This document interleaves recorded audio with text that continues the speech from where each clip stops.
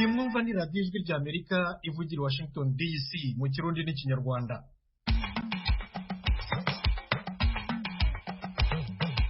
Banywanyi inshuti zacu bwakeye neza, umwaka mushya muhire. Mu Rwanda muratwumvira kuri FM 104.3, mu Burundi ni ku mirongo migufi kuri metero 25, 31 na 41. Mwese tubahaye ikaze mu biganiro byacu by'ijwi ry'Amerika muri uyu mwaka dutangiye. Ijwi ry'Amerika rero ibahishiye iki muri uyu mwaka w'ibihumbi 2024? Mwatumye inshingano zacu tuzigeraho, mwatumye radiyo ijwi ry'Amerika igira akarusho ku yandi maradiyo no ku bindi bitangazamakuru. Uyu ni umunyamakuru Etienne Karekezi ukuriye ishami ry'ikirundi n'ikinyarwanda kuri radiyo ijwi ry'Amerika. Mu mwanya kandi murumva amajwi y'abagenzi bacu batandukanye babaganirira uko uyu mwaka dushoje wabagendekeye nuko batangiye uyu mushya w'ibihumbi 2024. Ikaze kuri radiyo yanyu ijwi ry'Amerika, muri kumwe na Thomas Kamirindi.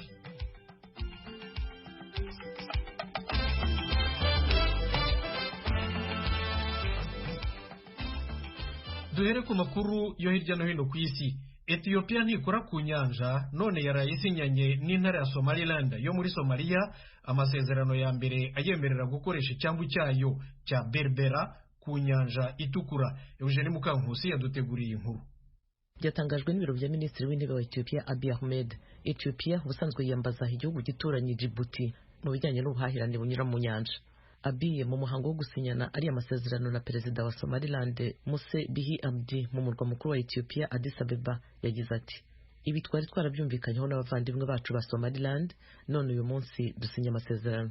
N'amasezerano agiye guha Ethiopia uburyo bwo gukora ibikorwa by'ubucuruzi bwo mu nyanja mu karere. Izabona uburyo bwo gukodesha ibigo bya gisirikare mu nyanja itukura nk'uko Redwan Hussein umujyanama mu by'umutekano wa Minisitiri Abiy yabivuze.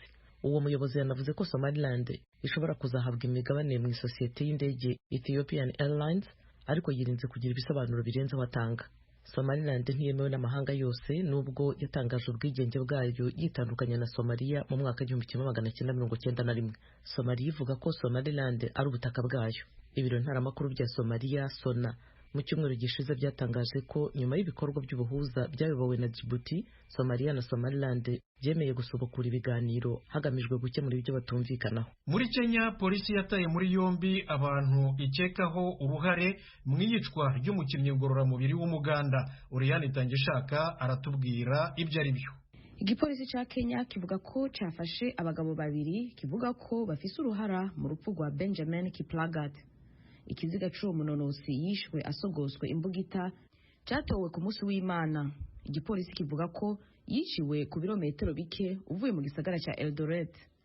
Umukuru w'igipolisi muri ako karere Stéphane Okal yabwiye itororokanizo ry'amakuru y'Abafaransa AFP ko abo bagabo babiri bafashwe kuba bafise imyaka iri hafi ya 30. Avuga kandi ko arabagizi ba nabi bakaruhariwe kandi bazwi. Avuga ko bamaze igihe bakora iterabwoba ku banyagihugu muri ako karere. Yongeye avuga ko bafatiwe hafi y'igisagara cya Eldoret. Uwo mukuru w'igipolisi yabwiye AFP ko umwe muri abo bagabo yafashwe afise imbugita ikekwa kuba ariyo yakoreshejwe mu bwicanyi bw'uwo munonosi. Impamvu y'ubwo bwicanyi ntiramenyekana gushika ubu. Uwo munonosi yavukiye muri Kenya, yari afise ububangutsi mu mahiganwa y'amametero 3000. Yaraserukiye igihugu cy'Ubuganda mu mahiganwa mpuzamakungu ya Olympique yo muci yo mu mwaka wa 2008, 2012 na 2016. Iyo ntara ya Eldoret irazwi cyane kuba ifise ibirere byo hejuru abanonosi bakunda kwimenyerezamwo.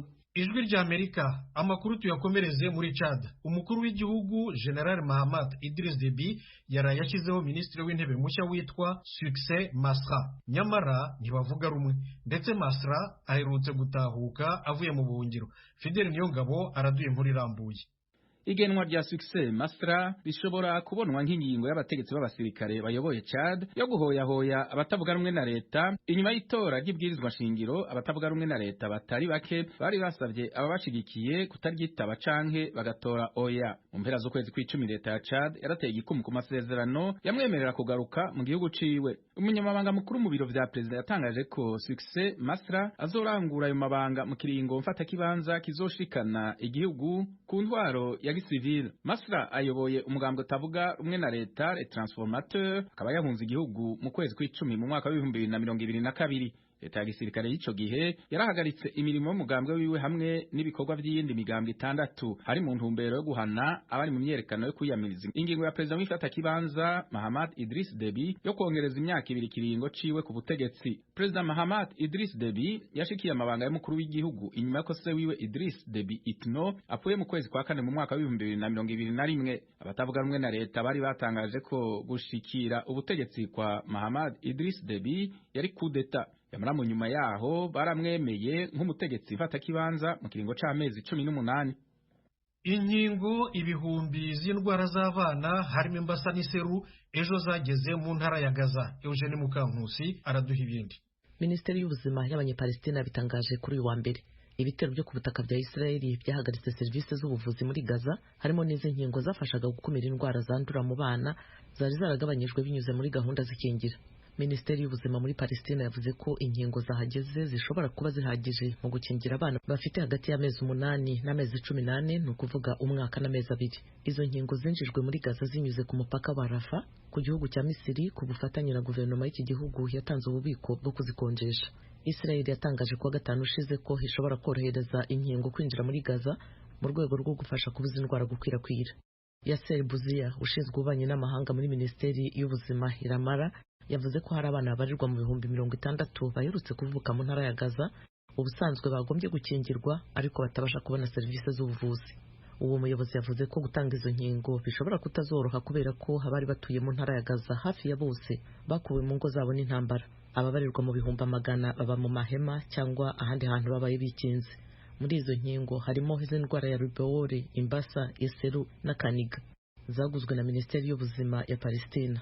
Izindi zatanzwe n'ishami rya ONU ikigega cyita ku bana UNICEF. Guverinoma y'Ubuyapani irasaba abaturage bayo bo mu burengerazuba bw'igihugu kuba baretse gusubira mu ngo zabo nyuma y'umutingito w'isi ukomeye uherutse kuhaba. Ifite impungenge kw'imyuzure ishobora gukurikiraho no kubahitana. Oriane Itangishaka yaduteguriye inkuru. Ibiro vya leta bijejwe ibirere byatangaje ko habaye nyamugigima zirenga 10 mu ibahari y'Ubuyapani hafi yo ku nkengera z'igisagara ca Ishikawa no mu turere turi hafi yaho mu masaha yo ku murango. Nyamugigima ikomeye cyane yari ifise uburemere bw'indwi n'ibice 6 yatumye haduka umuriro uhitana inyubakwa ziri mu burengero bw'izinga rya mbere rinini ry'ico gihugu Honshu. Ntibiramenyekana neza niba hari abantu bahitanywe n'ico kiza canke abo barahakomerekeye. Umuvugizi wa leta Hoshimasa Hayashi yatangaje ko inzu zishika kuri 6 zasambuwe mu gihe abantu babuze ingene basohoka. Yongeye avuga ko umuriro wadutse mu gisagara ca Wajima mu gacimbirika Ishikawa watumye umuyaga nk'ubucika mu ngo zirenga ibihumbi 30. Abategetsi bagabisha ko imyuzurire ikomeye ya tsunami ishobora gusubira kuba muri utwo turere. Nshuti zacu mukomeje kumva radiyo ijwi ry'Amerika ivugira Washington DC mu Kirundi n'Ikinyarwanda. Muradukurikira no ku rubuga rwacu rwa internet wa@radioyacu.voa.com, kuri YouTube na Facebook ni kuri VOA Radio Yacu.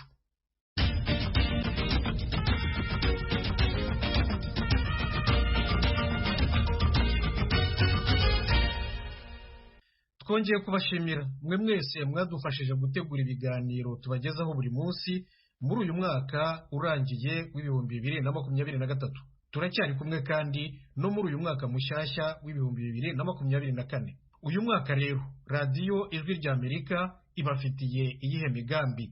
Mugenzi wacu Etienne Karekezi ukuriye iri shami ry'ijwi ry'Amerika, ishami rero ry'Ikirundi n'Ikinyarwanda, arabidusobanurira mu kiganiro yagiranye na Diane Nininazwe.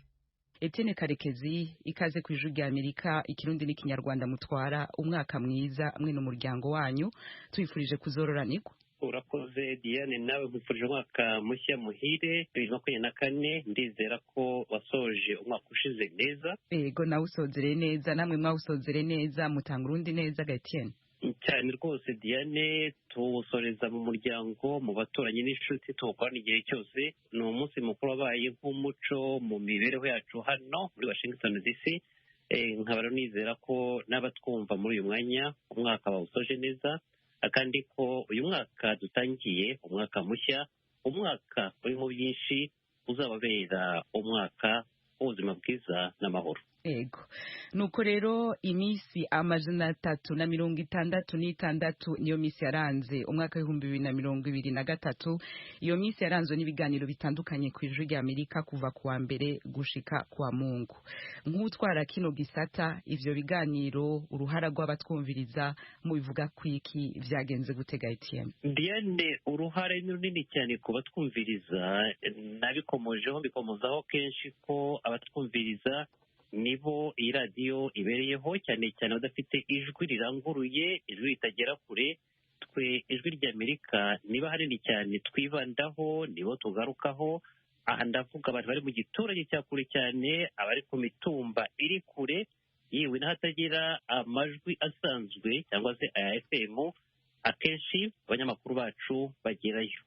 Abo bose batwizera, abo bose bumva ko amakuru yacu ari amakuru yo kwizerwa, amakuru y'impamo, cyane cyane iyo bashya abanyamakuru bacu babagendereye.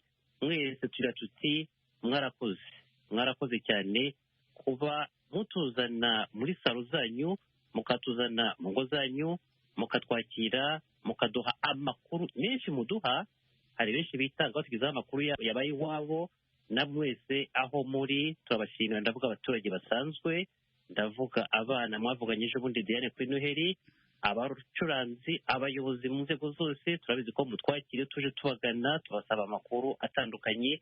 Mwese turabizi ko mufata umwanya uhagije, bitari indi mpamvu niba tuba twumva ko ntabwo twishyura amafaranga na make kubaduha amakuru. Bose babikora ku bushake, babikora bumva neza ko bakorera abaturage, bifuza ko babona amakuru y'ukuri. Kandi ni iby'agaciro cyane nk'uko mubivuze, batwakira amasano yabo, bakatwakira mu miduga yabo, bafata ingendo tubaherekeza. N'ubu hashobora kuba ariko abariko baratwumviza bari ku ngendo, tubifurije kumererwa neza aho muri ijwi rya Amerika. None ga Etienne, 2024 naho ku ijwi rya Amerika abakunzi bacu mu Kirundi no mu Kinyarwanda agaseke mu bafitiye n'akahe? Agaseke Diane mu kugira tuti turaje. Ubwo namwe rero abakunzi bacu muraje. Uyu mwaka by'umwihariko ufite amakuru menshi. Mwabyumvise muri Kongo amatora yabaye ejo bundi, umukuru w'igihugu yatangajwe. Mu Burundi hari impinduka nyinshi, mu Rwanda uyu mwaka hari byinshi. Hari amakuru menshi tubitezeho, twizera ko muzadufasha kuyabagezaho aho muri hose. Rero turabategereje cyane ariko by'umwihariko Diane bavuye n'abana mu cyumweru gishize. Abana bagira bati twifuza ko twabona umwanya uhagije kuri ry'Amerika. Natwe turabizirikana, twifuza ko abana, urubyiruko n'abandi bose bakoresha imbuga mpuzambaga, imbuga ngarukabumenyi, abakoresha za Facebook, abakoresha Instagram, abajya kuri Twitter kenshi, ariko namwe abaradiyo tutibagiwe na televiziyo tutibagiwe. Mwese nimwe twifuza ko uyu mwaka twakora ibiganiro bijyanye n'ibyo mwifuza.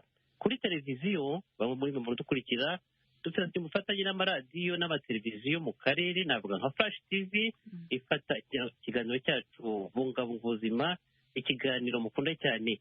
Ariko kandi ku rubyiruko no ku bana bakiri bato, ariko n'abakuze nkawe Diane ndetse natwe ntabwo twibagiwe. Izo mbuga niho amakuru, niho ubumenyi bitangirwa. Nkaba nabatumira mwese abishoboye kwitabira izo mbuga. Turifuza rero kugira ngo tujye tunyuza amakuru yacu menshi kuri izo mbuga, abenshi bahurira muri kino gihe, bidasaba ko hari isaha runaka abantu bajya ku makuru, ahubwo aho umuntu ari hose yajyaho akareba amakuru yifuza. Tuzafungura imiyoboro myinshi kuri izo mbuga, abadushaka badusangeho, duhurireho turebane amasomo yandi. Ego Etienne Karekezi, nibutse ko mutwara isata c'Ikirundi n'Ikinyarwanda ku ijwi rya Amerika. Ndabashimire cyane ku buyobozi bwanyu, nibwo bwaduteye intege mu biganiro twagiye dushikiriza bikanogera amatwi y'abatwumva. Twongere tubifuriza umwaka mwiza Etienne. Nanjye ndagushimiye, mbona n'umwanya kugira ngo nshimire abo dukorana bose hano bashinzwe itoranya bagenzi bacu hano, nabo bakoze byinshi muri uyu mwaka, bakoze bitanze batizigama, haba mu bushyuhe bukabije, haba mu bukonje bukabije. Bose ndabashimiye. namwe abanyamakuru mudukoreraho muri hose mu karere hirya no hino ku isi. Mfashe uyu mwanya namwe ngo bashimire ubwitange, umurava n'ubuhanga ndetse n'ubushishozi mukorana. Mwese umwaka mushya muhire. Abanyamakuru b'Ijwi rya Amerika bakora inkuru n'ibiganiro bitandukanye bo baravuga iki ku kazi kabo? Nakira mugenzi wacu Venuste Nshimiyimana. Venuste, umwaka mwiza. Umwaka mwiza nawe Diane n'ibinahabwa. Wawuhimbaje gute? Nawuhimbaje ndi kumwe n'inshuti n'abagenzi n'abavandimwe benshi dukunda guhura buri mwaka tukajya hamwe tugasangira, tukabyina, tukaririmba, mbese tugashimira Imana tukayiragiza kugira ngo izaturagire mu wundi mwaka.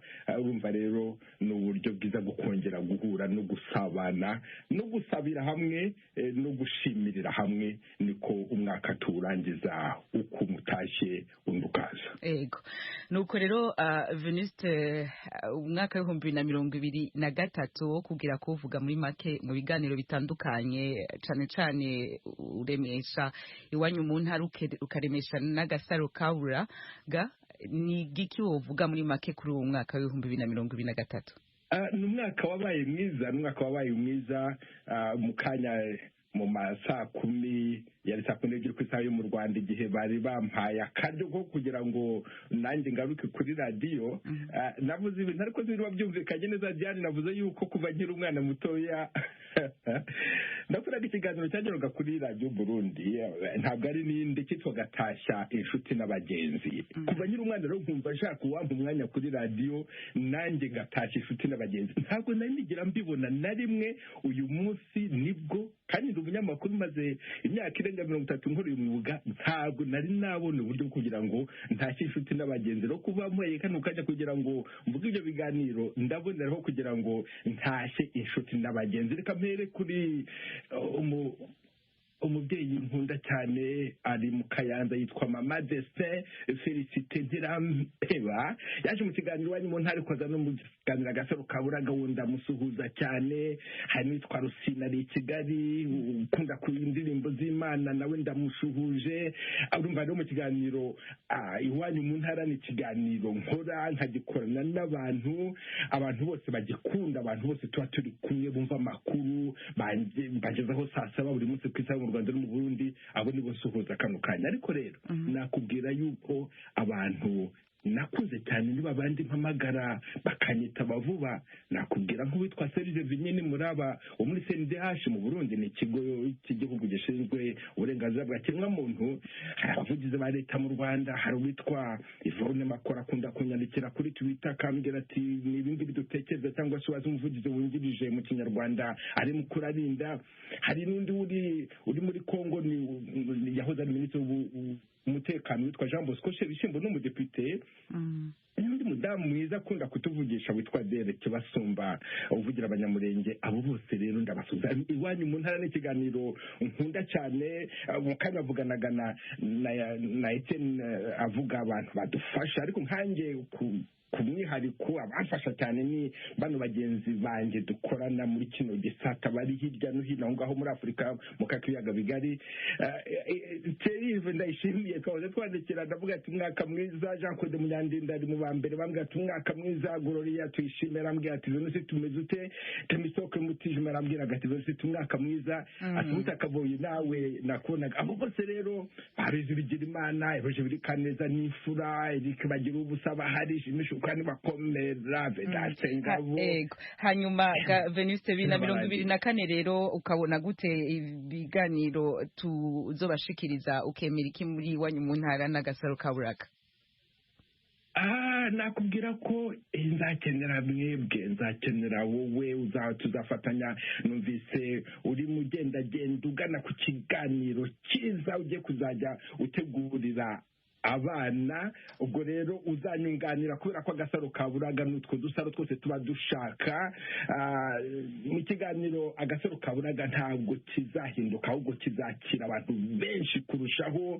Tuzakomeza kugira ngo tugihe injyana ishingiye ku buryo twabonye ko dushobora kubona abantu n'ababuze hashize imyaka 40. Ntacyo tuzahindura. Icyo tuzahindura gatoya ni mu kiganiro iwamu mu ntara tuzajya dushyira gushyiramo abantu ibitekerezo byabo, tukegera nk'uko ikindi bivugaga aho inkuru ibereye, aho mu mfuruka iwanyu ku musozi wanyu ku mutumba tukaba duhari tukabagezaho inkuru uko ibaye kandi mukayigiramo uruhare mu kuyinoza. Urakoze cyane Venuste Nshimiyimana. Sinzi ko uzi gutamba kano kadiho karavanze n'amapiano n'iki She's Around ya Melody, Bruce Melody hamwe na Shaggy, ukaba ubishobora ucubandanya ugatamba hamaca twakira abandi bagenzi bacu barindiriye ku murongo wa telefone. Urakoze cyane. Umwaka mwiza. Nawe Imana igihezagire. Dakiri imigisha yego. Akaririmbo rero ka Bruce Melody wo mu Rwanda ari ngaha muri Leta Zunze Ubumwe za Amerika mu biteramo bitandukanye, yarateramishije muri Leta ya Maine. Ari kumwe muri kano karirimbo na Shaggy kabaryohere. Akaririmbo She's Around ya Bruce Melody hamwe na Shaggy kabaryohere inshuti bakunze b'Ijwi rya Amerika. Ku murongo wa telefone ndi kumwe na Tim Ishimwe. Tim, umwaka mwiza kandi uri no mwikonje, urumva uraryohewe?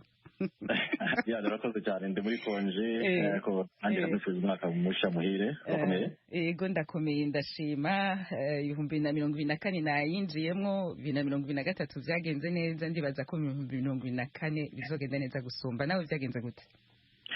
Yego, 2023 byagenze neza, umwaka twawurangije neza hano mu rugo, ndi kumwe n'umuryango n'inshuti n'abavandimwe baje kudusura. Ubwo turishima, turasenga, dushima Imana ko yaturinze, ndetse turaganira, turasangira, turabyina, turaceza, turishima cyane. Yego.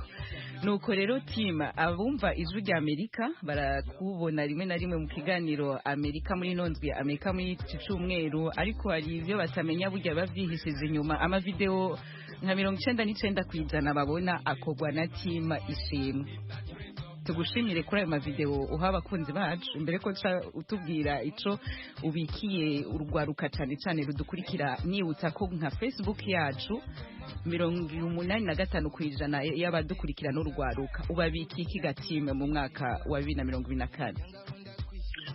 Urakoze Diane kuri kibazo. Nagira ngo manze nanagushimira cyane ko iki kiganiro Amerika muri iki cyumweru cyangwa Amerika muri nondwi ni ikiganiro dufatanya njye nawe. Rero ngira ngo nzigezaho wenda naza kwibeshya waza kunyunganira kuko ni ikiganiro dukorana muri studio. Uburyo tugikora cya kiganiro dukoresha uburyo busa nkaho bugezweho bwitwa green screen cyangwa se chroma key.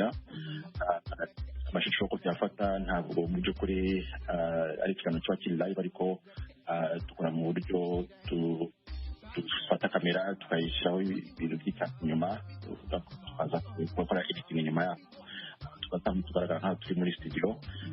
Hanyuma rero icyo tubahishiye muno mwaka nk'uko wari ubibajije, n'ibindi biganiro bica ku Ijwi rya Amerika cyane cyane amakuru ya saa 10 cyangwa saa 8 n'igice, nayo turashaka dukora ku buryo abakunzi bacu babona abanyamakuru bavuga, batwumva ariko batazi neza ko turi bo. Rero muno mwaka nibaza ko na chef wa service mu gitondo ya Karimo yaciye mbere yabisobanuye ko uyu mwaka gahunda ihari yari yo gukora televiziyo cyangwa se ku buryo abakunzi bacu bazajya tuvuga amateka. Bazafata amaju kenshi tuvuga, baravuga ati ndashaka kuraba ingene basa, muzoza muratubona muhumure. 2024 turaje. Tim, umwaka mwiza rero, tuzosubira uvuye mu ikonje. Urakoze cyane Diane, umwaka mwiza nawe ndetse n'abagenzi banjye bose, umwaka mushya muhire. Urakoze cyane. Nshuti banywanyi, nongeye kubifuriza umwaka mushya muhire, uzababere umwaka w'amahoro, amahirwe n'ubuzima buzira umuze. Hamza Kalala ati tufurahi na mwaka mpya.